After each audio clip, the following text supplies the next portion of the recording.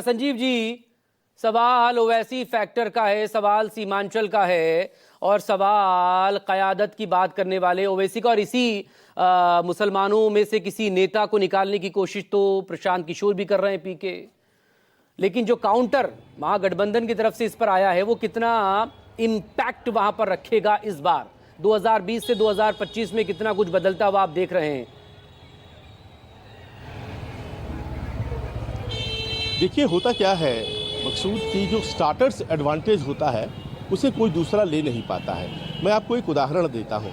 उदाहरण ये है कि पीके ने यानी कि प्रशांत किशोर ने कभी अपने भाषण में या कोई इंटरैक्शन में प्रेस के साथ उन्होंने कहा कि हमें मिलता है ट्रेन और गुजरात को मिलती है फैक्ट्री, ताकि गरीब मजदूर यहाँ से वहाँ जाए। और मैंने पाया, आप यकीन मानिए कि ये जो एक लाइन है ये उनकी लाइन है, लेकिन लालू जी भी बोलते हुए सुनाई पड़ रहे हैं, वो तमाम दूसरे बड़े नेता सुनाई पड़ रहे हैं, और यहाँ तक कि जो सरकार की विरोधी आवाम है जो वोट नहीं करती है एनडीए को, वो भी बोल रही है। क्योंकि ये बात एकदम सतह पर थी, उसे उठाकर बोल दिया गया तो वो उनको पेटेंट करा दिया एक तरह से उन्होंने। अब उसी प्रकार आइए कि एक ऐसा समाज जिसका अपना नेता नहीं है, इस बात को कहा गया सबसे पहले असदुद्दीन ओवैसी के द्वारा।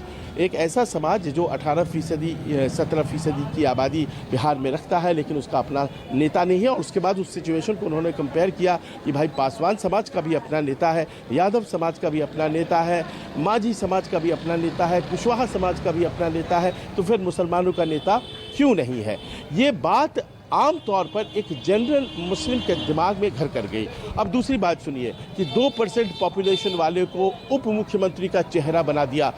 मलाह जाति से आने वाले मुकेश सहनी जी की बात हो रही है, और हमारी ये 17% की आबादी है, हमें डिप्टी सीएम क्यों नहीं बनाया? तो ये ऐसे प्रश्न हैं जो कि उन्होंने उठाए, और एक कहते हैं ना कि बिगिनर्स एडवांटेज उन्हें मिला है, और इस कारण से उन्होंने कुछ इस क्षेत्र में अभी तक किया नहीं है।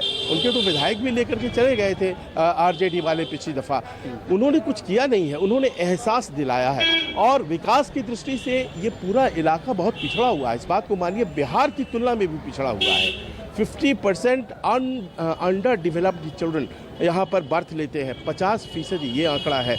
और सोचिए, ये ऑफिशियल आंकड़े हैं, आप सोचिए कि कितना पिछड़ा हुआ है। जाहिर है कि वो इन सब चीज़ों पर, इन नब्ज़ों को छू रहे हैं, और ऐसा लग रहा है कि उनकी बातों को एक बड़ी तादाद, ख़ास तौर पर युवा, वो सुनने को तैयार है। और दूसरी बात यह है कि जहाँ पर माइनॉरिटी पॉपुलेशन कम होती है, मेजॉरिटी ज़्यादा होती है, तो वहाँ पर इस बात को कहने में बहुत आसानी होती है कि देखो भैया, भारतीय जनता पार्टी को हराना है, इसीलिए सब मिलकर के वोट दो। यहाँ तो बहुसंख्यक आबादी है ना मुसलमानों की, तो यहाँ पर ये बात कैसे कहेंगे आप, कैसे चलाएंगे वो बात? तो इसी कारण से मुझे ये लगता है कि यहाँ का पैटर्न ज़रा अलग है।